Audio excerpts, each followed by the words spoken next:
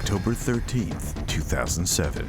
A luxury cruise ship coasts through the waters of the Pacific Ocean off the coast of California. 31-year-old Sarah Roberts is a cook in a high-end restaurant located on the ship's fourth deck. This is Sarah's third 6-month tour aboard the vessel. But as committed to her job as she is, Sarah's struggling to stay focused and meet the high demands the new executive chef has put in place. But on this evening, things appear to be too stressful for Sarah to handle. And so, roughly halfway through her shift, she opts to leave her post. Sarah heads for the employee elevator, in need of a moment's peace. It's the last time she'll set foot in the kitchen again. Her mysterious disappearance reveals that someone on board is holding on to a secret.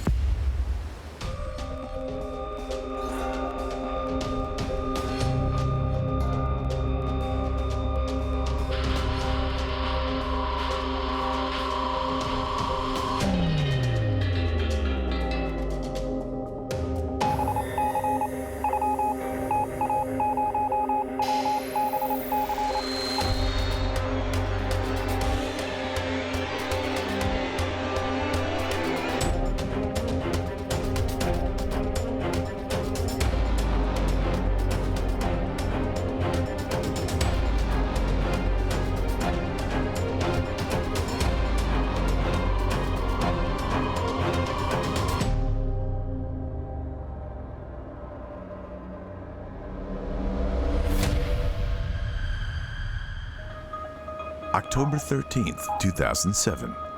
A luxury cruise liner makes its way along the California coastline. Launched in 2003, it's a massive operation, carrying nearly 2,000 passengers. The ship is also home to 900 crew members. Among them is 31-year-old cook Sarah Roberts. Originally from Southern California, Sarah's a cook in a restaurant on the ship's luxurious, entertainment-filled fourth deck. There are no shortage of dining options on board, but the standards in her restaurant are as high as they can be. Though happy in her work, Sarah feels the pressure. Sarah's a person in her early 30s. She's an aspiring chef, and she's been working on a cruise ship in a Spanish restaurant with very high standards. She's working hard to become a chef, but she's also finding it difficult to live up to the pressures involved in working on this cruise ship. Sarah is currently in her third month of a 6-month tour.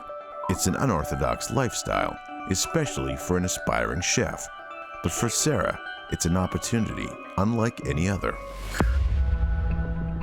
While her co-workers relax after a busy shift, Sarah wants to remain as low-key as possible. She likes to keep to herself. She doesn't smoke, avoids drugs at all costs, despite constant peer pressure.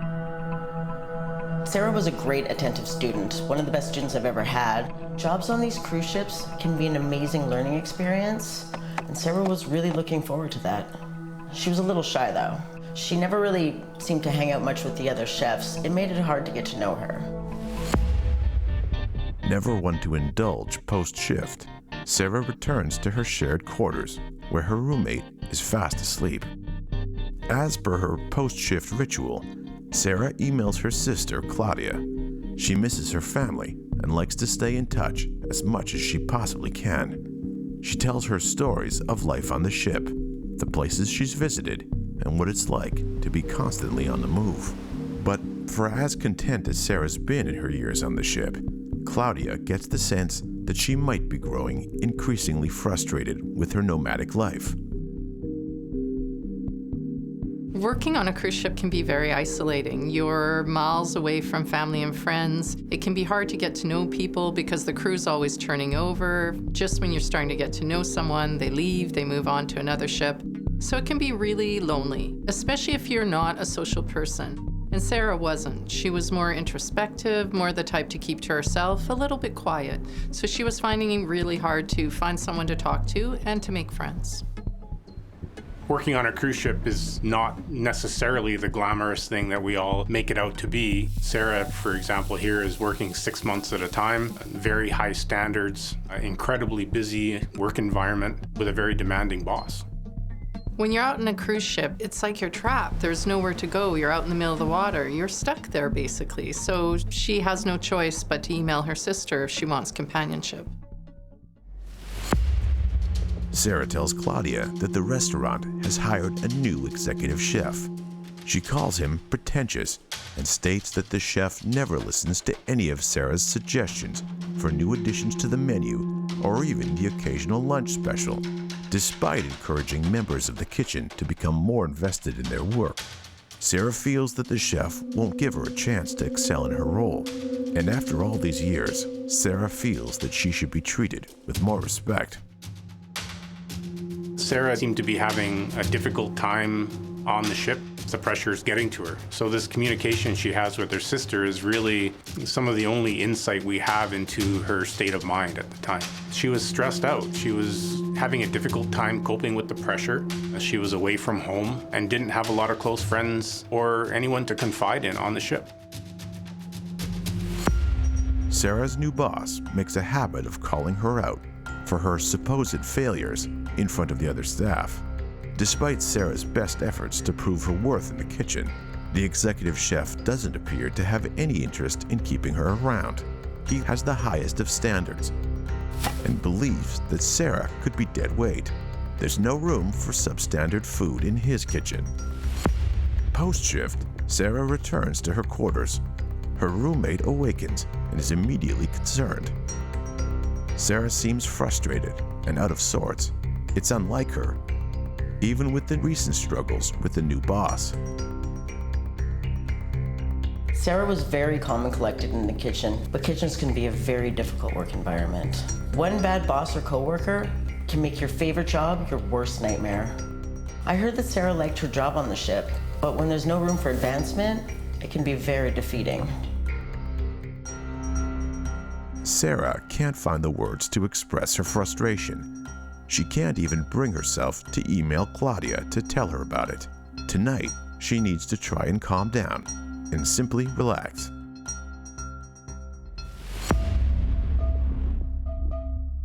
Determined not to be discouraged, Sarah arrives early for her next shift, but things don't go according to plan. During a seemingly routine shift on the night of October 13th, 2007, Sarah and her new boss once again butt heads during a busy dinner service. Working in a kitchen can be very, very stressful. Tempers run high, people say things they don't mean. It's a very heated environment, so to speak.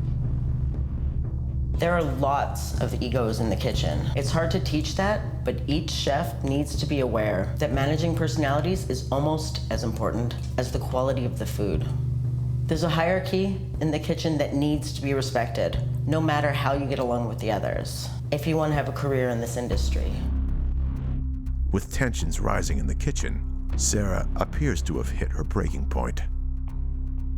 Sarah begins to prepare another order, but she's frustrated after being humiliated in front of her coworkers. She checks her watch and heads to the employee elevator, leaving her post. On this particular day, Sarah started her shift at 4:30 in the afternoon like she normally would, and everything seemed to be going just fine. But as the restaurant upstairs got busier, the kitchen got busier, and the demands on Sarah were becoming greater, and she was having a difficult time coping with the pressure being put on her, living up to her boss's standards.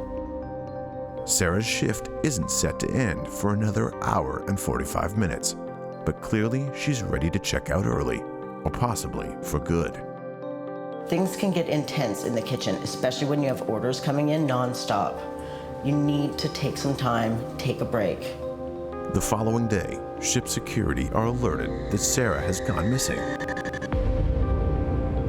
She's failed to show up for the remainder of her shift and has not been seen since. They discover a life preserver has also gone missing from the ship's third deck and begin to fear that Sarah could have gone overboard. The question is, was it intentional, or did someone want Sarah eliminated for good?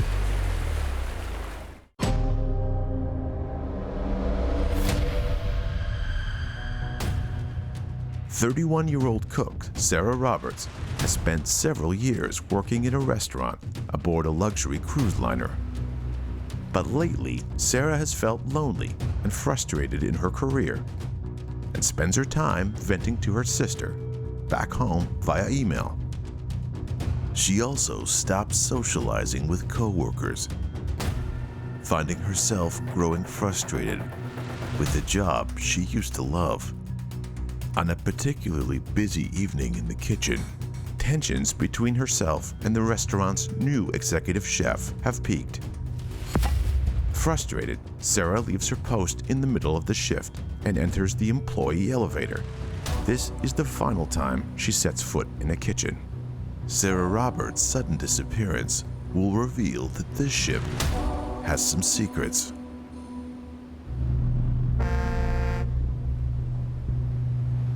Sarah heads straight to the ship's storage deck, located one floor down from the kitchen. It's an area that's off limits to the public. Though close to crew quarters, the storage deck is mostly empty during peak operational hours. But tonight, Sarah's moment of solace is rudely interrupted. The following day, Sarah is nowhere to be found. After failing to return to the kitchen to finish her shift the previous evening.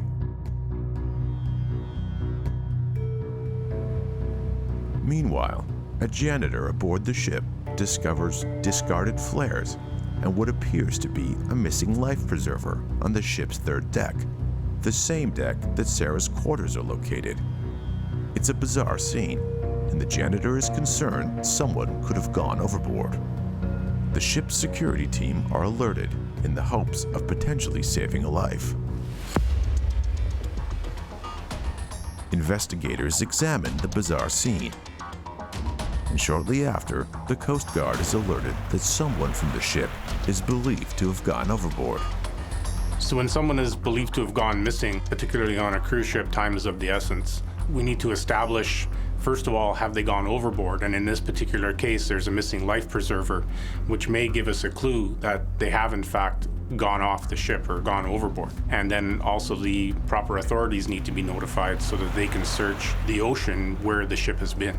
Getting a search going underway, particularly of the surrounding area, increases their survivability because you can't often last long in the ocean on your own. The result of falling from a ship is severe. It's great height, several stories high, so the impact with the water can leave a person incapacitated or dead upon impact. The waters are frigid. Being salt water, the water's much colder than anybody would anticipate, so you don't have long to survive in water that temperature.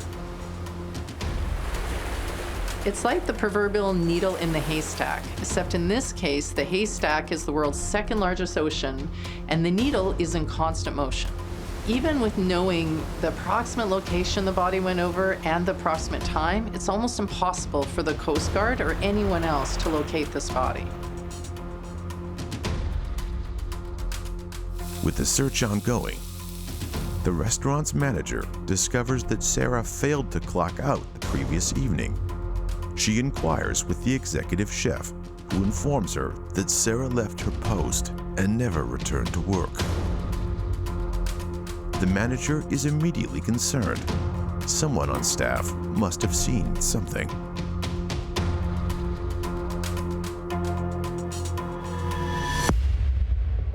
Leaving during a shift is an extreme move in the kitchen. It tells me that Sarah was really at a breaking point. As Sarah's manager probes the staff in an attempt to learn more about what happened the previous evening, she receives a visit from one of the serving staff. The waitress states that she was working the previous night. But when service slowed following dinner, she took a 15-minute cigarette break on the ship's storage deck. She's nervous to reveal this, of course. There's no smoking allowed in this area whatsoever.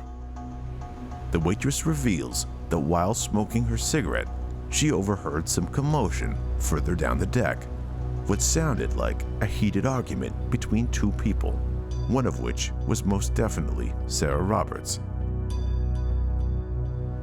But the waitress is unable to state the identity of the other individual because they were too far away.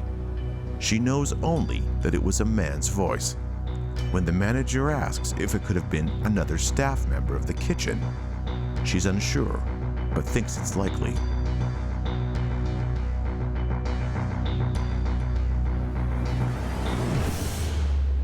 The people that Sarah was working with when she stormed out of the kitchen may or may not have had something to do with her disappearance ultimately, but they would certainly be people of interest with respect to the investigators. We'd want to get their perspective as to what was going on in the kitchen at that time.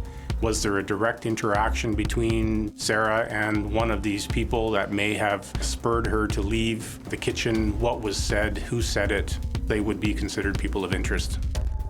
In my experience, random homicides don't happen very often. Typically, there's some relationship between the victim and the perpetrator. The manager promptly alerts the ship's investigators regarding the information. The sooner police or investigators have information to work from, the more accurate it is and the more likely you can establish the timelines that you need to move forward with the investigation. Now that they have their victim, along with a solid lead, the investigation into what really occurred on the storage deck can begin. Someone on the ship knows what really happened to Sarah, but no one's saying a word.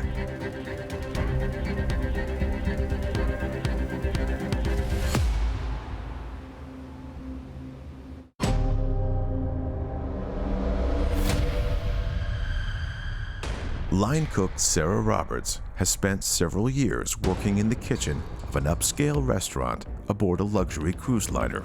She's growing increasingly frustrated under the restaurant's new executive chef. The two butt heads constantly, and Sarah is at her breaking point. Sarah tells her sister about the arguments she has with her new boss. Sarah's roommate tries to console her, reassuring her that conditions in the kitchen will improve. On October 13, 2007, Sarah promptly leaves her station and heads to the ship's employees-only storage deck, never to be seen again. The following day, the Coast Guard searches the surrounding waters for any sign of the cook. Meanwhile, the waitress reveals the previous night she overheard some commotion, what sounded like a heated argument between two people, one of which was most definitely Sarah Roberts. The search for the truth begins, and investigators are desperate for information that could help them uncover what happened to Sarah and whether or not a potential killer is on board.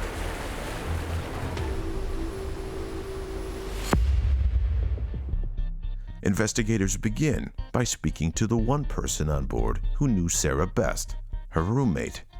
She tells them that Sarah never returned to their shared cabin and hasn't been seen since she left for her shift at the restaurant the day before. Typically, employees on a cruise ship would have a roommate. The cruise ships aren't big enough necessarily to give everybody their own room. So the roommate would certainly be the first person to realize that somebody hasn't returned after their shift or at the time they normally would. In the best of all worlds, you would hope that Sarah's roommate would be her closest friend on the ship, that they would really connect, but they seem to be two very different people. Sarah is more focused on her job, she's coming home late every night very tired, whereas her roommate wants to party. So there is a possibility that maybe her roommate knows more than she's telling, but they really didn't seem to connect or to spend much time together. Armed with the knowledge of Sarah's troubles with her new boss, investigators pay a visit to the restaurant in order to question the executive chef. Investigators are told that they cannot question any members of the kitchen staff until dinner service is complete, as it would cause absolute chaos in the kitchen, even if someone's missing. Once dinner service is complete, investigators bring the executive chef in for questioning. They want to know more about the chef's tumultuous relationship with Sarah and the nature of the tensions between the two of them. You have people of interest at all different levels who need to be spoken with. An interview often becomes an interrogation once somebody transitions from being just a person of interest or a possible witness to now a suspect. Person of interest versus a suspect, I would characterize like this. A suspect is someone who you're fairly certain has the motive and opportunity to commit a crime. A person of interest, rather, would be somebody more on the periphery who may have information about what occurred. Now, a person of interest can certainly become a suspect, but often they turn into witnesses. The chef states that he didn't particularly have it in for Sarah and treated her like every other member of the kitchen. However, Sarah would overstep her bounds, making menu suggestions despite the fact that her cooking was subpar in the chef's opinion. She was overly ambitious, but ill-equipped to be a head chef in his opinion. The chef states that he can't have staff members like that in his kitchen, and even if Sarah hadn't walked out in the middle of her shift, he likely would have been forced to fire her anyhow. The executive chef states that he went to look for Sarah, but never found her, and good riddance too. Investigators ponder whether or not Sarah would have walked out on her job in the manner the chef describes, even if they weren't getting along. Would the tensions be enough to force Sarah to quit? Possibly. But perhaps the executive chef confronted Sarah on the storage deck. Could the chef have been so frustrated with Sarah in that moment that he was angry enough to kill?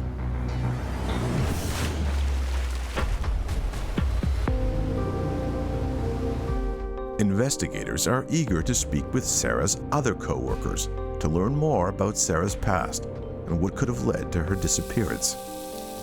Kitchen workers are very clique-like. It would be hard to get them to talk, especially if the new boss is so difficult. They're probably just worried about themselves. Interrogations take an enormous amount of time to gather all the information from the various people of interest in the event. So these interviews require very careful plotting out of how you want to progress through the information to ultimately determine who committed the crime. They meet with the restaurant's sous chef, a man who worked alongside Sarah every shift. He claims that Sarah didn't seem to be close with anyone in the kitchen. She was a quiet person and largely kept to herself. She didn't like to hang out with the rest of the staff after work, didn't smoke, didn't drink. It's easy to feel sorry for Sarah. It's not her fault that she's not a heavy party person, that she just wants to do a good job and she's conscientious about her work, that she finds it a little more difficult to fit in, to socialize with people. But all of these things make it harder for her to make friends and have really isolated her from the rest of the crew. Quite often when people are shy or they're a bit more introverted, others mistake them for being snobby or for being above everyone else. They don't understand that it's just introverts need to be asked, they need to be invited. Sometimes they just need someone to help them mingle a bit more, and no one was doing that for Sarah. The sous chef confirms his boss's version of the events. With the restaurant at full capacity and dinner orders pouring in, Sarah abandoned her post in the middle of service. The executive chef stormed away to look for her, and Sarah was never seen again. It's very unusual for someone like Sarah, who's a professional, to leave in the middle of a shift. That's just not done when you're in a kitchen because everyone's depending on you. So it's very unusual. She had to have been very upset, probably wasn't feeling respected. I'm guessing that she probably just wants some time to collect herself, to cool off, maybe get some more inner strength to finish the shift in a professional way. Typically when we're investigating a case of a person going missing, we try to establish a timeline. And an important fact in this particular case is that Sarah became upset or overwhelmed by something that was going on in her work environment and was seen to leave in the middle of a shift, which was unlike her. Perhaps it was the proximity of the storage deck to the kitchen. It offered a simple getaway, an easy escape that she only intended to be brief. The storage deck is one of the only places the crew can go to be by themselves. There's no passengers, there's no one walking around that will bother them. Investigators ask the sous chef to show them the storage deck. He obliges, but for some reason, he appears nervous. They wonder if he may know something that they don't. What could he be hiding? Could it be that the sous chef was also involved in Sarah's disappearance? Clearly uncomfortable, the sous chef states he's worried his boss will be upset with his absence. He doesn't want to be the next Sarah. He requests to return to the kitchen. The investigators agree, but know they must keep a close eye on him in their investigation. But as they continue to explore the area, they make a startling discovery. Sarah's roommate is making an exchange with the shady individual at the rear of the deck. Suddenly, her believability has come into question, and investigators are curious if there's anything else she could be lying to them about. Sarah's roommate claims the storage deck is an easy place for employees to make exchanges. They're the only ones with access to the deck, and everyone on board the ship knows it. So Sarah, being one of the cooks on board, would be able to get into sort of the unseen underbelly of the cruise ship, the part that the passengers would never be privy to.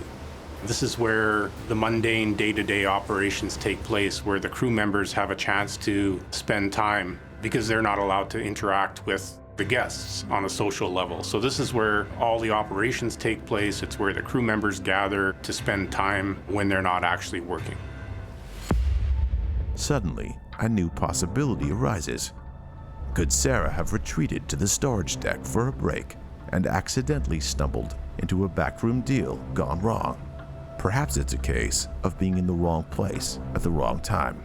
Could Sarah have confronted her roommate during the deal and found herself in jeopardy?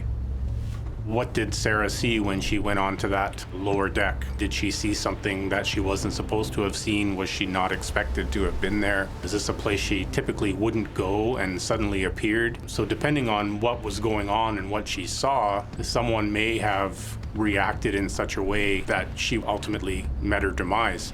But without knowing what transpired on that deck at the time, it's difficult to say at this point. As they consider all possibilities, the Coast Guard informs the investigators that the search has been called off. There is no sign of Sarah Roberts, and she is presumed dead. Suddenly, the investigation has become entirely more urgent. There could be a murderer on board.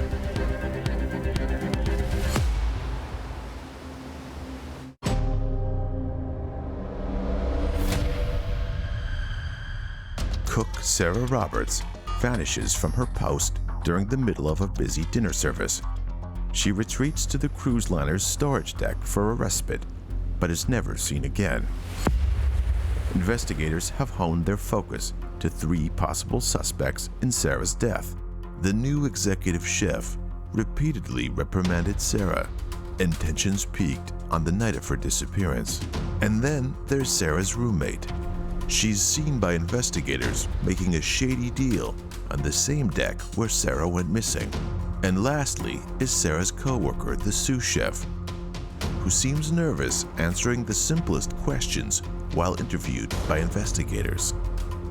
Now they must examine the evidence and each suspect's alibi to determine which of them is telling the truth. Meanwhile, the Coast Guard search has been called off, and investigators have presumed Sarah to be dead, meaning one of these persons of interest may in fact be a murderer. Consulting the employee database, investigators consider the suspects. Thus far, the prime suspect in the investigation appears to be Sarah's boss from the restaurant, an executive chef who recently took control of the kitchen and who repeatedly clashed with Sarah. Sarah and the executive chef never saw eye to eye, with the highest-ranking member of the kitchen consistently berating Sarah and talking down to her in front of the rest of the staff. The turmoil between them is enough to make Sarah consistently complain to her beloved sister, Claudia. But why would someone in such a high-ranking position in the restaurant not simply fire Sarah if he had no faith in her? Why not dismiss Sarah after what he believes to be a consistent level of incompetence on Sarah's part? Could Sarah's absence have pushed her new boss to his absolute breaking point? Would he truly be capable of such a shocking act of violence as to throw Sarah over the side of a cruise ship? This scenario would line up with what investigators were told about the waitress overhearing commotion between two workers on the deck during her shift, despite the fact that she couldn't identify them given the distance between them. Was the executive chef so dedicated to his craft that he could throw a woman to her death and immediately return to work? It's very unusual that someone would be able to commit a crime that violent and then return to work as if nothing had happened, not showing any emotion or anything unusual at all. Perhaps this man was that dedicated to his job and achieving perfection that he was able to murder Sarah and then return to work as if nothing had happened. Or he could have been a psychopath where he was able to do that and not attach any emotion to what he had done. Sociopaths or psychopaths, they don't have consciences like the way the rest of us do. They don't feel emotion in the same way. So they're able to murder people without feeling a shred of remorse or guilt. Investigators are also suspicious of the restaurant's sous chef, a man who nervously fumbled through their questioning and failed to initially disclose the shady dealings that took place in the storage deck where Sarah is believed to have gone overboard. They delve into his background and learn that Sarah previously filed a complaint against him with the restaurant's manager. Could the complaint have been enough to push the sous chef, himself an aspiring and motivated professional, to the point of a physical confrontation with Sarah? Could he be concealing a tragic accident?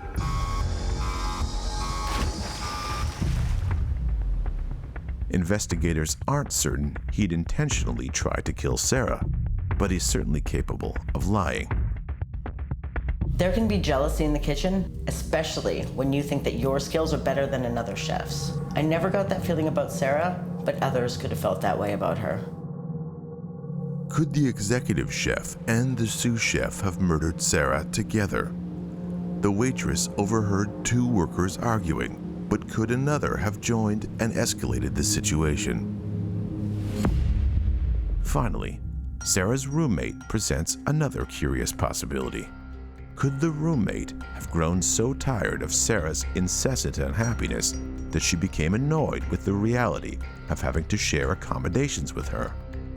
Sarah was never a social individual, but she also reportedly held a hard line against the rest of the staff because they constantly liked to party after their shifts.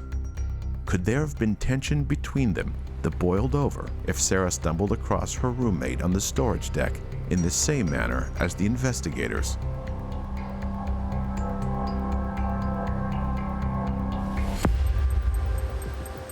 With the investigation ongoing, word of the mystery surrounding Sarah's disappearance begins to spread throughout the ship, most notably among staff in the restaurant itself. As investigators ponder their potential suspects, a bartender aboard the ship comes forward, claiming to have vital information about the incident. The bartender reveals that she and Sarah had a brief fling not long after she started on the ship.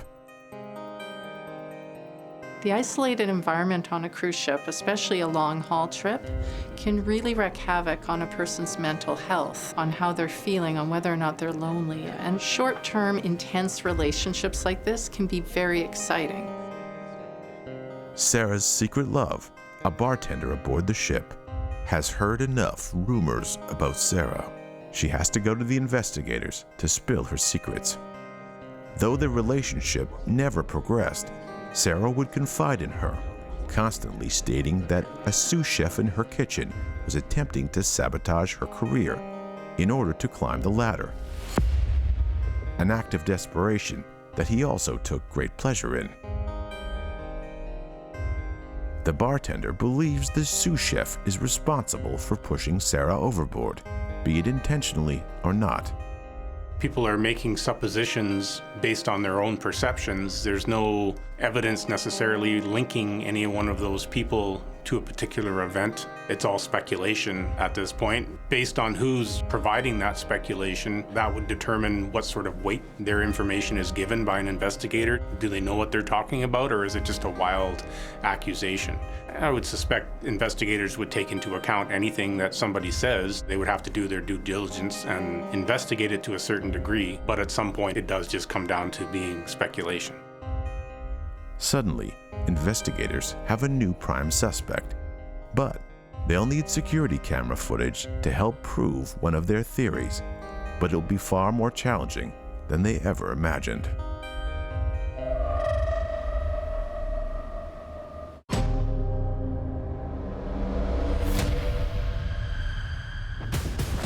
Cook Sarah Roberts is presumed dead after going overboard from a luxury cruise liner. Sarah wasn't a very social person and mainly confided in her sister via email about some troubles at work. Investigators have three possible suspects: the difficult and abrasive executive chef, the nervous sous chef, and Sarah's roommate, who was spotted making what looked to be a shady deal. But in order to confirm their alibis, they must review video surveillance footage. But investigators are in for a shocking surprise.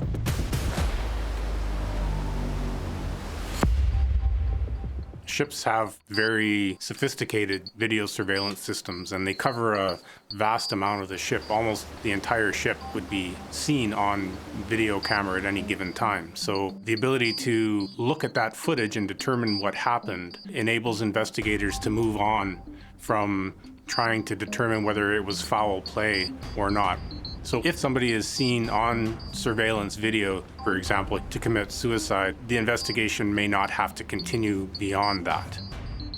And after repeated requests to the ship's captain, the investigators are now just seeing the footage from the deck where Sarah disappeared.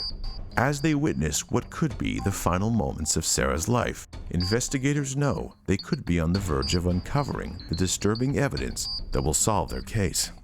First, the footage from the kitchen confirms Sarah abruptly left her post mid-service. Moments later, the executive chef and the sous chef are seen exiting the kitchen on two separate occasions. What they are unprepared for, however, is the shocking discovery that the camera on the ship's storage deck has been tampered with, and they are unable to get a clear picture of what happened after Sarah exited the elevator. It's a devastating blow to the investigation. You have to wonder when a crime has been committed and the surveillance tapes just happen to be compromised or not working. That's very suspicious. Why that particular tape at that time, where illegal exchanges of some sort were being made, where somebody needed to protect someone else, just seems very suspicious. You have to ask those questions. This was the last piece of solid evidence to someone's disappearance, so it's really unfortunate that this happened. Though dismayed, investigators know they still have a chance to uncover the identity of Sarah's killer. To do so, they must check footage from the security camera on the ship's third deck to see whether or not Sarah's roommate was telling the truth that Sarah never returned to their quarters that night. She's still one of their suspects, and given the fact that they caught her red-handed in a backroom deal, they know she's capable of breaking the law. Upon review, the investigators determine that Sarah's roommate is indeed telling them the truth. She enters her quarters roughly 2 hours prior to the exact moment Sarah is seen on camera leaving her post in the kitchen, and never leaves the room the rest of the night. Sarah's roommate is no longer a suspect, leaving the executive chef and the sous chef as the remaining suspects. So what we have in this particular case is a lot of circumstantial evidence. It's easy to speculate that foul play was involved, but in the absence of any evidence that there was foul play, it's hard to come to that conclusion. With nowhere left to turn, the investigators opt to question the ship's captain in the hopes that perhaps there's another explanation as to how a crew member could go missing so easily without any hard evidence to help solve her disappearance.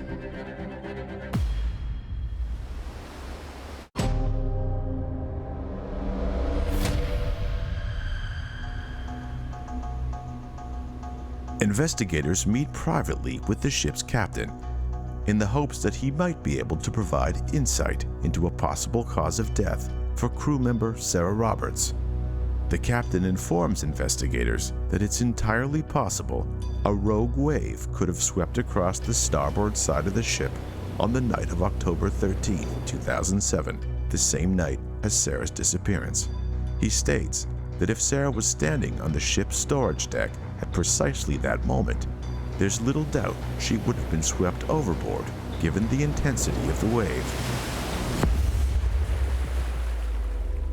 The information takes investigators by surprise. Could it be possible that only one individual on the ship would have experienced a massive rogue wave? Wouldn't it have done damage to the storage deck? If somebody was to come up with a theory that included a rogue wave washing over the ship as a cause of her disappearance, I think it would be very quickly debunked. The idea that a rogue wave came up out of nowhere without the knowledge of the crew, especially the captain or the executive on the ship, is highly unlikely. I would expect if a rogue wave hit the ship, more than just one person would have been washed away, first of all. Secondly, people would have suffered other injuries on the ship from being pushed around as a result of the wave. It's highly unlikely that only one person could be affected by this rogue wave. Cruise ships are highly technological in terms of the security systems they have, the weather information systems they have, the navigation systems they employ. They're incredibly precise instruments on these ships that help guide them and predict the weather, and there's no way a rogue wave could come along without the knowledge of the crew. Dissatisfied with the captain's theory, but unable to offer any evidence that helps solve the case, the investigators ponder whether or not Sarah could have committed suicide. I didn't know Sarah very well. Maybe she was capable of suicide. But with only 3 months left on the tour, and with her determination, it seems very unlikely that Sarah would do that to herself. They consider the missing life preserver and the flares found scattered across the deck. If Sarah were to take her own life, she wouldn't have taken a life preserver with her. And if she didn't take the life preserver, someone must have thrown it to her if they witnessed her in the water below. But no one is saying a word. There's absolutely nothing further to go on at this point. All this circumstantial evidence is still not enough for a conviction in this case. With no further leads, investigators are forced to close the case. No one has ever been charged with the murder of Sarah Roberts. Whether it was in fact a rogue wave, or the stress of her job that led Sarah to taking her life, we may never know. Investigators remain skeptical of either situation. It's entirely possible that someone on the boat knows more. Her body has never been recovered.